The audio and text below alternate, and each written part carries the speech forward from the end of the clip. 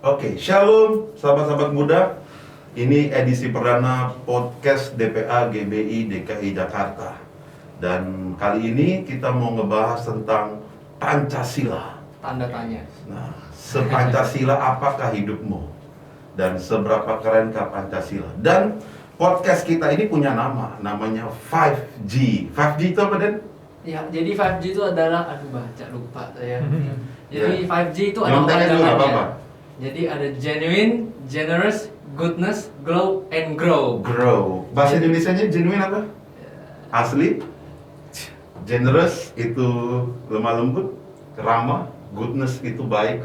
Glow itu bersinar, dan grow bertumbuh. Dan kita kedatangan tamu yang luar biasa banget. Iya. Bro Yeri Patinasarani. Ya, biasanya lihat di YouTube, sekarang ketemu secara langsung. Gimana, Den? Excited, Den? Lebih ketegang. Tegang. Coba dilemes-lemesin dulu ototnya. Iya. Ya, selamat datang Bro Yeri. Thank you udah kasih kesempatan. Iya, thank you banget udah main-main di podcast kita di 5G Podcast DPA GBI DKI Jakarta, ya. Jadi kita punya YouTube channel juga, DPA GBI DKI Jakarta. So jangan lupa di like, di share, and di subscribe, ya, biar banyak hal yang dapat kita nikmati sama-sama. Iya. Dan komen juga untuk nanti konten-konten berikutnya kita mau seperti apa. Iya, oke. Nah, sebelumnya nih, sebelum kita ngobrolin tentang Pancasila, kita mau kenalan dulu sama Bro Yeri. Siap. Kenalannya kalau lahir di mana pasti udah pada tahu. Tapi saya ada satu hal yang bikin saya tertarik. Kenapa bikin ini movement ya, gerakan sih, kalau saya mau bilang gerakan lah ya, Ayah Hadir. Yes. Nah, itu kenapa? Ya. Jadi itu campaign karena gini, setelah mungkin kurang lebih hampir 15 tahun melihat berbagai macam permasalahan generasi yang ada di Indonesia, drugs, sex trafficking, LGBTQ dan sebagainya, maka saya mengkerucut kepada satu isu, yaitu kehadiran ayah. Oke. Gitu. Jadi buat saya masa depan tuh bukan di tangan pemuda, di tangan seorang ayah. Oke. Seorang pemuda ya akan ada di masa depan, ya tua aja. Tapi dia buat apa itu tergantung sama eksistensi ayah hari-hari ini, begitu. Baik mencegah krisis terjadi maupun menanggulangi. Jadi pentingnya ayah. Iya, Didikan seorang ayah. Iya, jadi dan karena ada culture juga di Indonesia di mana ayah itu nggak ada kayak semacam budayanya ikut mengasuh. Contoh deh, kalau kita ke toko mainan, toko mainan tuh udah dibagi genrenya. Anak-anak tuh yang baby-babyan. Oh, ada umurnya ya? Ada enggak jenis mainannya. Oh, jenis mainannya. Ya kan? Anak cowok apa tembak-tembakan. Ya. Sehingga dari kecil mungkin anak-anak berpikir bahwa ngurus anak tuh ngurus perempuan, bukan laki-laki. Kita mau bagian seru-seruan aja, sehingga ketika ada harusnya tanggung jawab yang diambil, banyak calon ayah dan ayah berpikir ya itu bukan tugas saya. Tugasnya cuma kerja. Ya, kerja, cari uang, bagi visi, usir setan. Usir istri juga kadang. Ya? Usir istri. Ya gitu. Jadi banyak banget miss-nya di situ. Oke. Jadi itu keseruannya dan pergerakannya, movementnya tuh Ayah Hadir, jadi penting banget. Nah, tapi kita nggak mau bahas tentang itu. Nanti mungkin kita akan bikin satu konten lagi bareng Bro Yeri tentang Ayah Hadir ini. Nah, tapi kita hari ini mau ngomongin tentang Pancasila. Dengan tanda tanya ya. Ya, seberapa Pancasila lo? Ya kan? Lo masih ngerti Pancasila nggak? Iya. Atau lo udah nggak hafal lagi Pancasila? Karena anak-anak muda nih. Ya kan ada di TikTok tuh ya, yang nanya-nanya, tahu nggak Pancasila? Iya. Sila ke-1 apa? Betul. Apa ya? Tapi kalau ditanya FF dia ngerti. Betul. Nah, ini gimana caranya biar generasi muda itu bisa ngerti Pancasila? Dan menurut Bro Yeri sendiri Pancasila itu apa sih? Iya, jadi kan gini, beberapa ada satu video viral, menteri aja salah sebut. Betul. Pancasila. Itu tuh.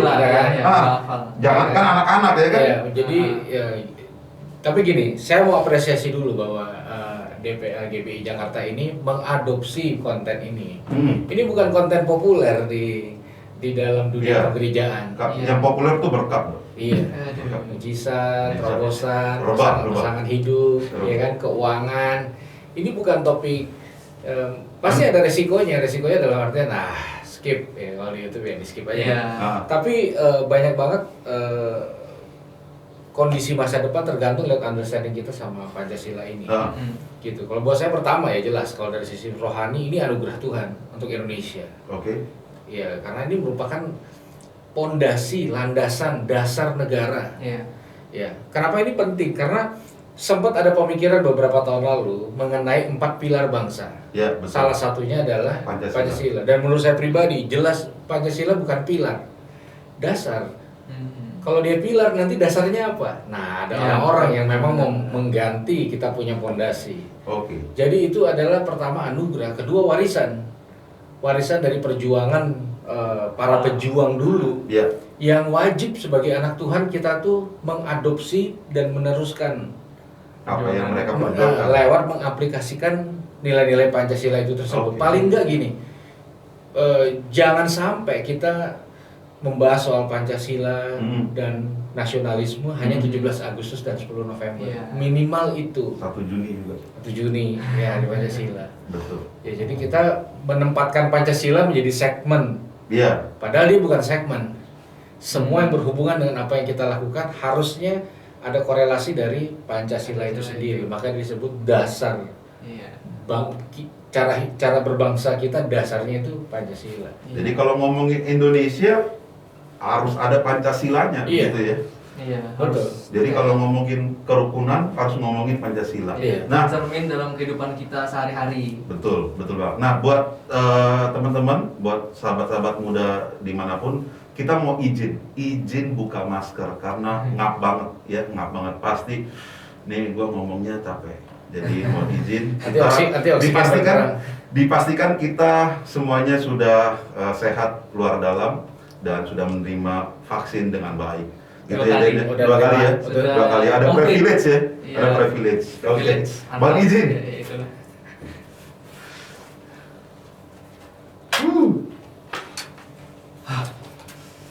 Oke, kita kembali lagi dengan kesegaran yang luar biasa. Nah, kalau tadi Bro Yeri bilang bahwa setiap ngomongin Indonesia pasti Pancasila harus jadi dasar, Iya. bukan pilar, Iya. gitu ya.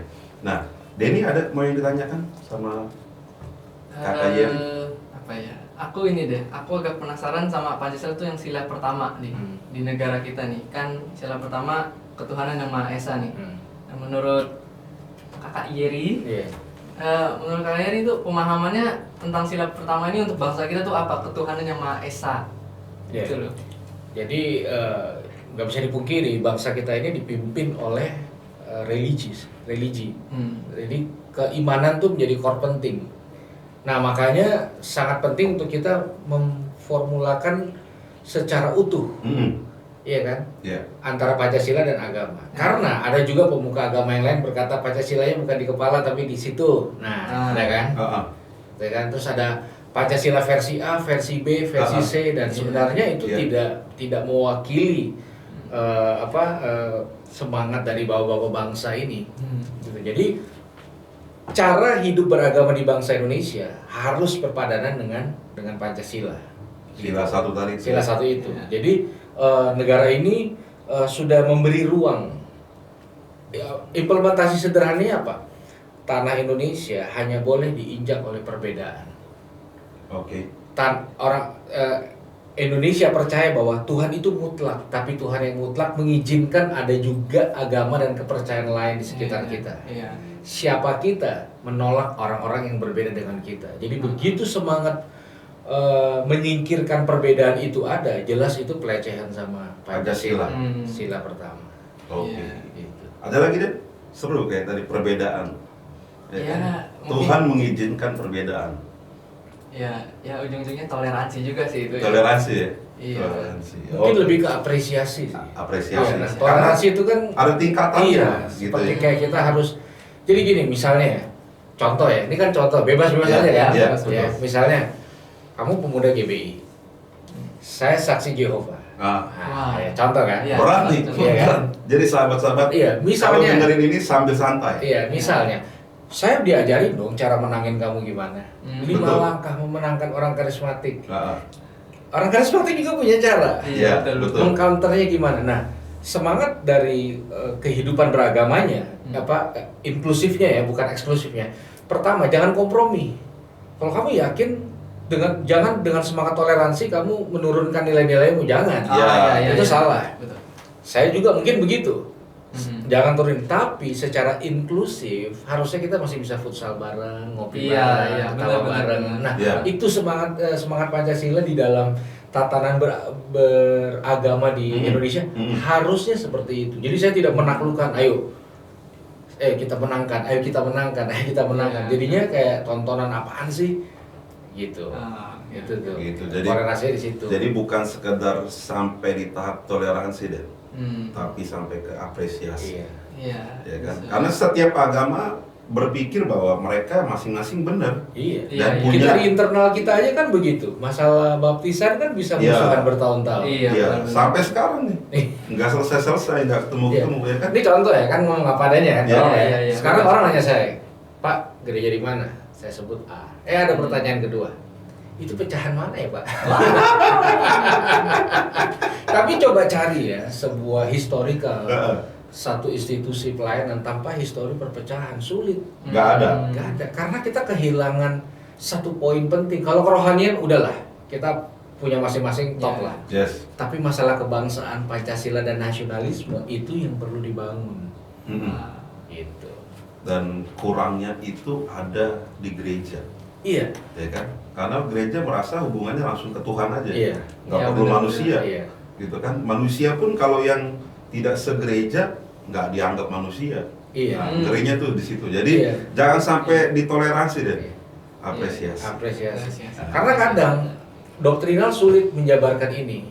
Tapi waktu kita bicara dari kacamata Pancasila, nasionalisme dan Yes. apresiasi, Yes.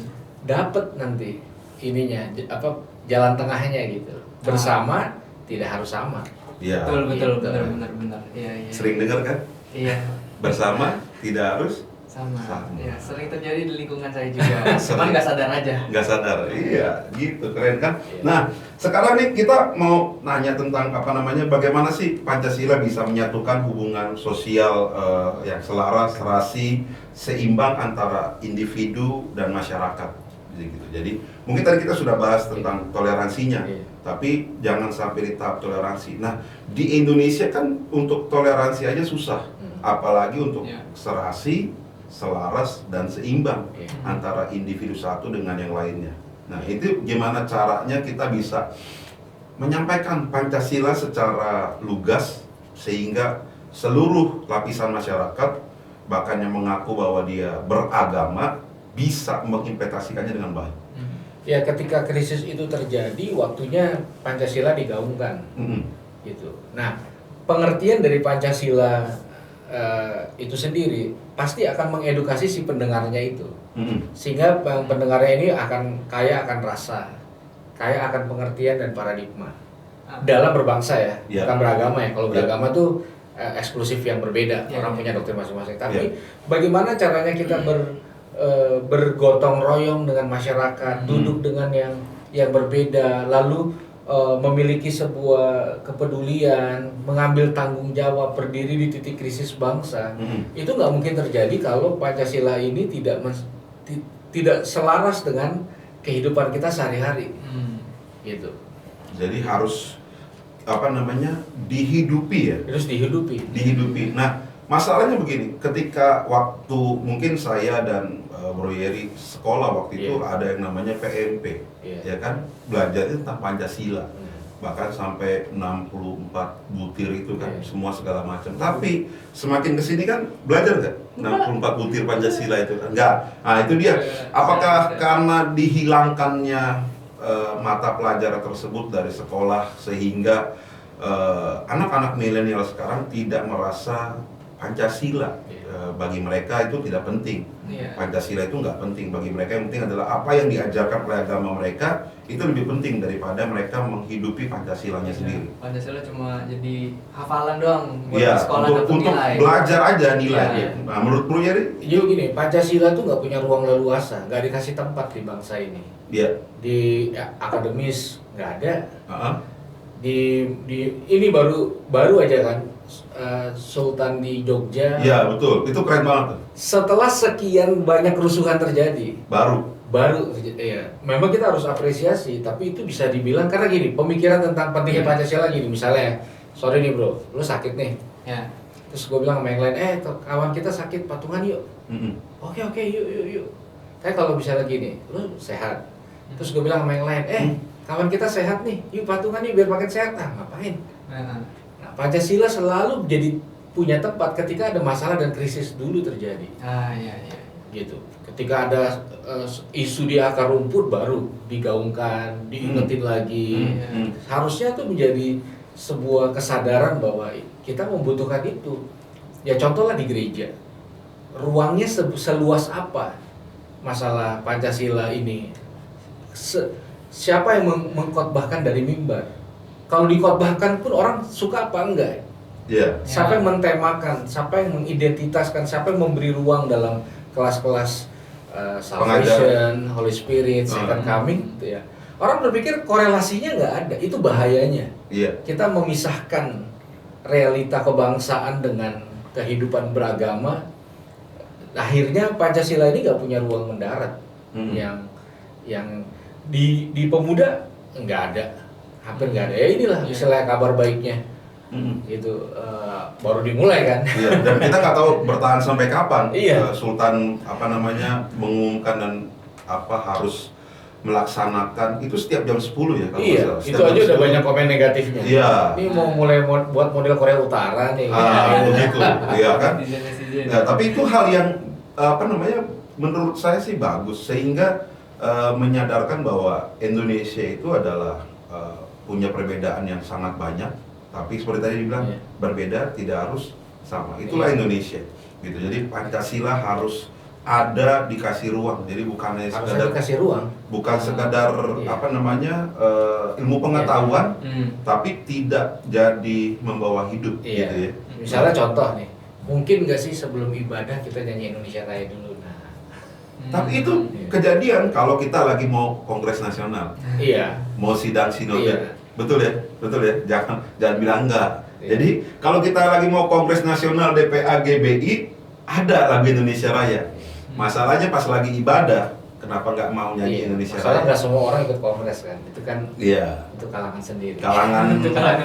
Kalangan yang punya privilege untuk memilih, apalagi di sinode, gitu kan? Wah, nyanyi Indonesia Raya, jangankan Indonesia Raya, lagu Mars DPA aja mungkin banyak teman-teman yang nggak hafal. Apalagi Marsnya GBI ada itu. Nah, itu juga kebangsaan di GBI aja juga susah juga gitu ya. Nah, jadi tentang Pancasila harus hidup selaras seimbang itu ya, kalau tidak dihidupi, tidak dikerjakan, tidak diberi ruang sebebas-bebasnya, tidak akan terjadi seperti itu ya. Tidak akan. Jadi kita bisa jadi tolak ukur. Apapun yang kita buat, kita ukur. Ada nilai-nilai Pancasilanya nggak? Kalau nggak dia akan nggak seimbang. Bisa jadi rasis, bisa jadi blunder, bisa jadi apa. Jadi penyeimbangnya adalah diadopsi nilai-nilai Pancasila di apapun yang kita sedang kerjakan. Bukan dalam keadaan bangsa ini lagi carut-marut, baru Pancasila dimunculkan untuk kita bisa bertahan gitu ya. Nah, selanjutnya apa sih yang bisa kita seandainya Pancasila tidak direalisasikan di Indonesia, kita punya dasarnya seperti apa? Iya, pasti nggak akan seperti sekarang sih. Ya itu bisa apa aja, ideologi bisa apa aja. Lebih moderat kah Indonesia? Mungkin, tapi kita nggak tahu kan. Kita kan namanya juga Indonesia. Indonesia itu berarti hampir semua turunan bangsa ada. Iya kan, kita ini komplit banget. Yang pasti kayaknya sulit untuk menjadi NKRI ketika Gitu ya. bukan Pancasila lemnya. Orang pasti punya ego sektoralnya masing-masing. Ya. Orang kadang-kadang suka menganggap sukunya dia satu tingkat lebih tinggi dibanding suku yang lain. Ya. Semangat kesukuan tuh Lebih. ini contoh ya. Hampir semua suku itu bukan suku penakut loh. Mereka punya senjata perang, Keras semua. punya tarian perang. Bukan nggak ada nyali, bukan kaleng-kaleng. Tapi kan jarang kita lihat perang antar suku. Ya. Perang antar agama sering. Ya. Kenapa? Karena memang nilai Pancasila yang diwariskan oleh leluhur kita membuat mereka punya sebuah kedewasaan kebangsaan, sehingga mereka nggak mempergunakan pedang. Hampir jarang ada, tapi hampir jarang. Bayangin kalau misalnya semangat kesukuan itu nggak difilter dengan Baik. semangat Pancasila dan nasionalisme. Wah. Mereka akan anggap semua yang berbeda di musuh. Iya. Tuh kalau udah ngangkat pedang semua, wah udah. Ya udah. Mungkin Indonesia nggak ada kali. Iya. Habis. Pasti nggak ada sih. Tapi Iya. Pancasila ini kan sebenarnya munculnya dari Gajah Mada waktu dia menyerukan hal yang baik untuk bersatu gitu kan. Iya. Nah, di zaman kerajaan aja sudah sadar seorang Gajah Mada untuk menyatukan seluruh Nusantara. Pelopor. Gitu. Nah, pelopornya. Nah, yang mau kita yang mau kita bicarakan adalah kenapa saat ini banyak oknum-oknum ya, Iya. oknum-oknum yang ingin memisahkan diri dari NKRI, ingin membuat NKRI ini jadi suatu agama gitu kan. Iya. Nah, ini hal bagaimana yang bisa kita lakukan supaya di masyarakat di akar rumput itu bisa mengerti dan memahami bahkan mengantisipasinya. Iya, jadi ketika identitas itu, dasar itu hilang, maka orang akan membutuhkan, itu jadi sebuah kebutuhan. Iya. Makanya kalau mau jujur ya, Hmm. hampir semua doktrin-doktrin yang sifatnya ego sektoral pasti doktrin dari luar. Sadar nggak kalau waktu kita kehilangan semangat nasionalis dan Pancasila, kita jadi anak Tuhan yang suka niru. Karena kita nggak menghargai identitas itu. Oh, Iya. Nih contoh ya, 15 tahun lalu ada nggak istilah pastor? Nggak ada. Istilah pastor dari mana? Dari luar. betul. Kita tuh beragama pun bergenre luar, bukan Bukan Indonesia asli ya. bukan Indonesia asli Tapi gitu. influence dari luar. Iya, ya kan? Itu nggak salah, tapi kalau itu terus dilakukan ya salah lah. Sekarang kan kita datang ke ibadah, kita bisa lihat siapa influence-nya. Oh, Hillsong, oh Battle. Iya. Dari genrenya, dari cara bajunya, Iya. cara pakai baju, cara nyanyi, bahkan doktrin-doktrinnya pun doktrin-doktrin luar yang Terbawa. akhirnya dibawa ke sini Di copy paste. blunder. Iya kan? Ada orang yang kiblatnya Korea. Oh, Ya kan? Ada yang kiblatnya Amerika, ada Ah. yang kiblatnya Australia, ada yang kiblatnya Singapura. Tapi ketika diimplementasikan ke sini, sulit. Iya. Orang Indonesia pakai batik bukan jas. Harusnya itu identitas-identitasnya Ya, seperti itu. gitu ya. Iya kan? Akhirnya itu kan semuanya kayak kita lebih menghargai budaya luar. Iya kan? Salah satu penjajahan depan mata adalah penjajahan kuliner luar. Iya, Itu betul. contoh kan? Itu kan artinya nggak emang enak, tapi harusnya semangat nasionalis itu menghargai homemade-nya. Iya. Nah bayangin kalau dalam pelayanan menemukan homemade-nya, kita nggak sibuk niru. Iya. Bahkan kita bisa jadi bangsa yang menginspirasi karena kita memunculkan identitas kita. Tapi kita sibuk niru. Dan akhirnya itu gontok-gontokan di situ. Ya kan, itu kan capeknya kita anak muda melihat yang di atas. Bagaimana akhirnya faktor luar itu Iya. dominan sekali dalam menempatkan pelayanan. Dulu nggak ada. Ya saya ngerti sih ada progresif dalam pelayanan. Tapi kadang-kadang kita niru. Gitu. Bayangin saya pelayanan satu daerah pedalaman, tetap ada tuh lampu kelap-kelip. Saya bilang relevansinya apa? Ya kalau nggak mirip sama gereja-gereja besar di Jakarta, nanti relevansi penyembahan kita nggak. Loh, itu niru. Jadi faktornya jadi kayak eksteriornya lebih harus. Iya, karena kita nggak terbiasa menghargai. Nah, semangat Pancasila itu selalu menghargai apa yang ada. Sehingga kita nggak mengejar kayak gini. Satu isu yang saya resah. Banyak orang berpikir sekarang besar pasti benar. Itu soalnya orang mengejar kebesaran. Kalau lu besar, lu ngomong sampah juga orang akan ngomong amin. Iya. Soalnya itu saya kentut aja juga Iya, dianggap tapi kan semua lagi mengejar ke situ. Iya kan? Hampir semua aksesoris diarahkan ke situ. Nah, Iya. lalu saya coba itu dari mana sih? Dari pemikiran yang diadopsi dari pemahaman doktrinal dari luar. Ya. Mesti banyak, mesti ini, Iya. sehingga padahal kalau kita punya kearifan lokal ini jauh lebih luar biasa. Tapi karena kita nggak nengok juga gara-gara Iya. itu.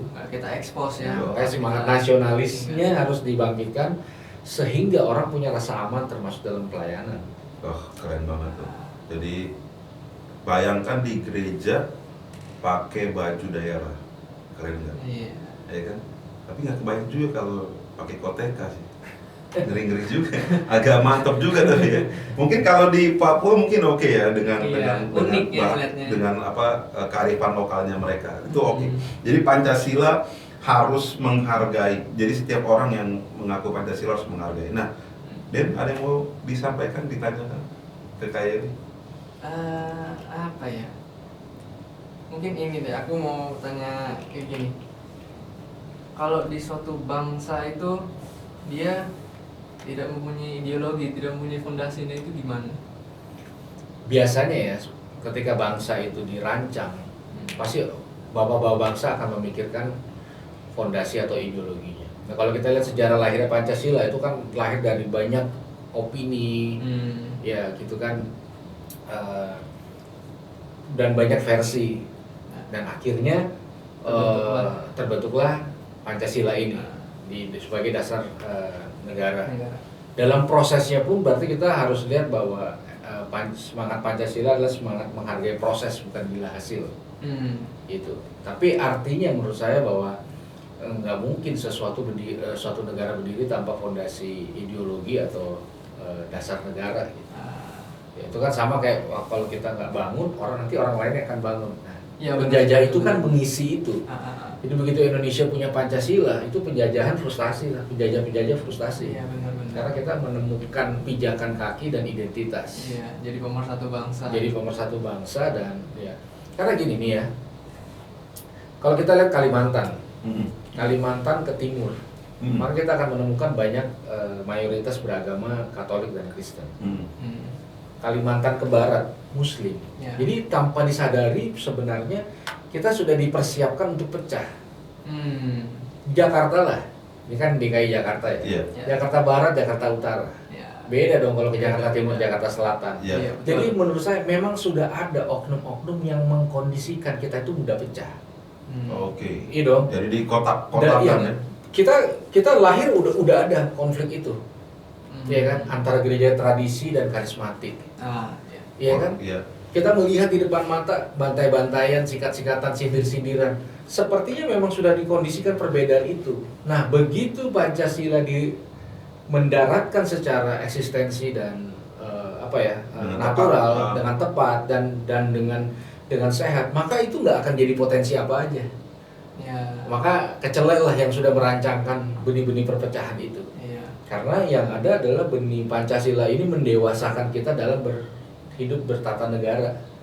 Yes, betul. Gitu. Contoh misalnya, kacamata Pancasila nggak memandang mayoritas minoritas, itu clear. Benar. Nggak ada mayoritas minoritas tuh warisan penjajah. Siapapun yang masih menggunakan dan memikirkan dan mengkondisikan itu terjadi, ya jelas bertentangan dengan Pancasila. keadilan sosial bagi seluruh rakyat Indonesia. Iya. Sila Asta kelima tuh. ya.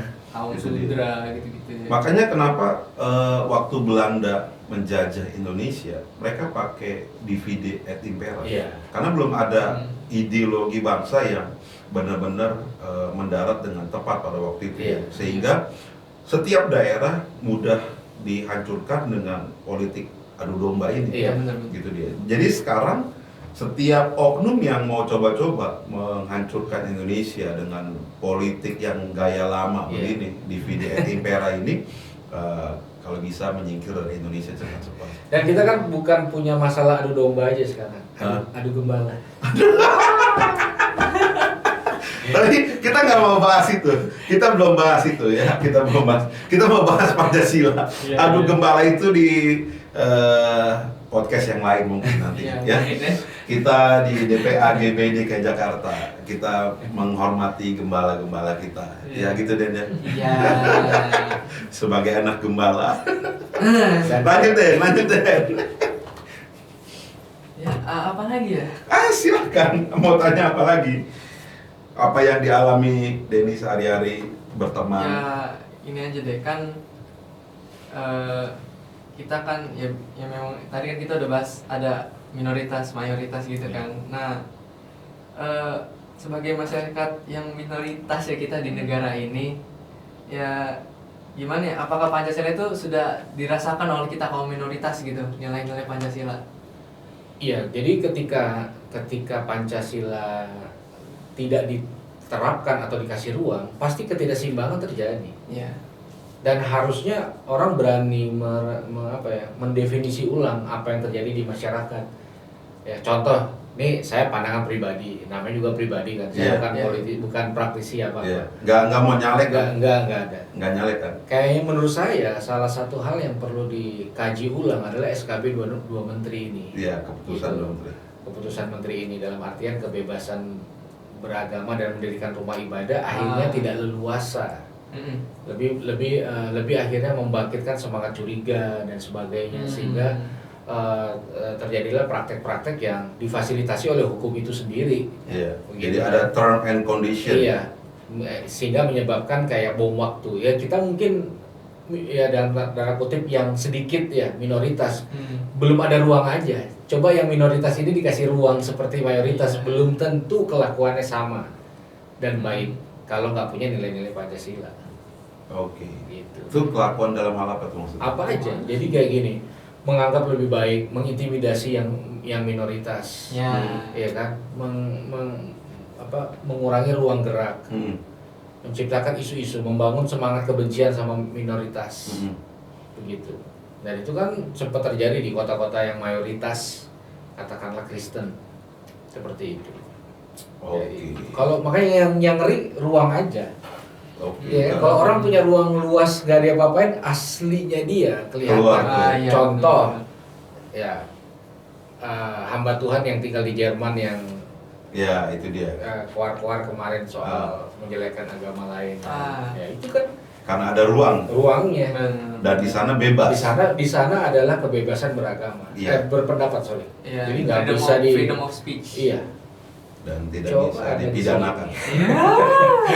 Dia memang orang yang smart sih, saya bilang sih. Iya. Dia berbicara di tempat yang tepat, di negara yang tepat, dan sarananya tepat juga, YouTube gitu kan. Jadi bisa. Dan ya kalau ada di sini mungkin udah selesai di UI gitu kan. Selesai habis lah, udah selesai. Pokoknya. Nah, yang apa namanya? Pancasila ini lebih kayak jadi barang yang sudah old school, lalu mau sedikit dimodernisasi dengan cara-cara penyampaian apa segala macam. Tapi ada nggak sih saran yang paling efektif untuk generasi milenial, generasi sekarang Z ya? Iya, Gen Z. Z ya, generasi Z. Bagaimana caranya mereka bisa menikmati dan mempelajari, bahkan kalau kayak bahasa rohani, rema, Pancasilanya itu rema dalam hidupnya. Cara yang paling efektif deh apa? Iya, jadi di branding lah. Di branding ya? Iya, pertama lewat personal branding, adopsi aja. Iya benar-benar. Adopsi aja secara pribadi, lalu diadopsi secara komunal. Perbanyak ruang-ruang diskusi lintas agama, lintas suku, lintas profesi, biasain gitu. Jadi kalau saya ngajarin praktisnya gini, misalnya gini, kamu punya WhatsApp grup di WA banyak dong? Ya. Ada lah pasti ya. Ya ada. Di antara semua WA grup yang isinya ada non Kristen banyak nggak? Banyak lah. Banyak ya. Nah itu contohnya kayak gitu, masukin aja. Jadi kita nggak eksklusif. Iya benar. Minimal kalau kita mau nyindir ada orang di grup yang yang agamanya itu, kita akan nahan diri dan kita mulai biasa. Yang sulit sekarang mendorong komunal anak-anak Tuhan ini untuk masuk dalam pergerakan-pergerakan nasionalis, itu dia. Kebangsaan gitu. Ya udah nggak apa-apa juga. Tapi kalau itu belum terjadi, ya dikasih ruang aja. Jadi dijadiin tema tahunan, bulanan, harian. gitu ya. Kalau bisa renungan-renungan harian, Pancasila. adopsi, ada ininya. Pancasila ya. Mendorong misalnya sebelum ibadah pemuda nyanyi dulu lagu Indonesia Raya. Kenapa dijelasin. Benar-benar. Terus di branding gitu. Iya, harus dikasih pemahaman juga. Nggak bisa cuma kayak ya ini wacana-wacana aja nggak bisa karena kita sudah sangat tertidur dari nilai-nilai ini. Itu dia. Jadi perlu shock terapi yang gue bangun. Ya. Gitu, nah gitu sih. Itu harus kayak apa namanya dikatakan bahwa sampaikan terus berulang-ulang, ya kan? Itu dia, sampaikan terus berulang-ulang sampai ngerti, sampai paham, repetisi. iya, bahkan sampai menghidupi apa yang disampaikan. Ya, bukan cuma masuk kuping kanan, keluar kuping kiri, tapi benar-benar sampai masuk, benar-benar. Kalau masih masuk kanan keluar kiri masih ada yang nyangkut deh. Masih ada yang lewat. Tapi ya? kalau kanan keluar kanan nggak ada yang nyangkut, habis Iya. gitu, habis semuanya ya, habis Bener, selesai, bener. selesai itu dia. Nah Pancasila, Pancasila itu tadi ngomongin keadilan sosial bagi seluruh rakyat Indonesia. Sila Nah, kelima. kenyataannya deh, hukum itu hanya berlaku bagi orang yang tidak punya apa-apa. Tadi dibilang besar. Kalau yang besar, hukum itu seperti game, hanya permainan. Ya. Tapi bagi orang yang tidak punya apa-apa, hukum itu benar-benar hukum. Nah, Ya. ini gimana kita menjelaskannya buat teman-teman di rumah dimanapun nanti yang dengar, yang Ya. nonton gitu ya, tentang Pancasila yang tidak seimbang, tidak selaras tadi. Hanya bagi orang kecil kayaknya berapa, tapi bagi orang besar jadi permainan. Jadi banyak orang hanya berhenti di situ, titik frustasi. Memang membuat frustasi kok, itu real. Iya. Itu sama kayak ngejelasin orang yang kepahitan sama gereja. Iya real, orang kepahitan sama hukum. Ya emang begitu. Iya. Enggak kok, ayo positive thinking. Enggak kok, realitanya begitu. Sampai ketakutan kalau dia misalnya rumahnya kemalingan, lalu sampai ketakutan begini, dia mau bikin laporan polisi pun ketakutan. Iya. Karena sudah otaknya itu diisi dengan nanti kalau lo lapor polisi lo harus bayar ini segala macam segala macam. Ya, ibaratnya lo tadinya hilang ayam jadi hilang kambing lah. Iya, begitu dia. Di Indonesia itu begitu. Hilang 50.000. Nah, tapi jangan habisin energi dalam titik frustasi itu. Sama kayak orang gue kepahitan sama gereja. Emang ada gereja yang sempurna? Ya kalau ada begitu lo datang kan jadi nggak sempurna. Iya kan? Karena yang datang tukang bikin rusak ya. Nggak ada ujung kecuali ini yang saya lakukan. Ya, saya punya anak 4 tahun. Nanti dia usia 20 sampai 30, tugas saya memastikan kondisi dia jauh lebih baik dari saya. Apa yang harus saya lakukan? Sini, lahirkan petugas-petugas hukum dari remaja yang punya integritas, yang cinta Tuhan, cinta Indonesia. Ya. Kontribusi bagi hidup, bagi waktu, bagi uang, investasi hidup untuk melahirkan orang-orang hebat di kemudian hari. Karena kalau kita memaksa keadaan baik hari ini, frustasi pasti.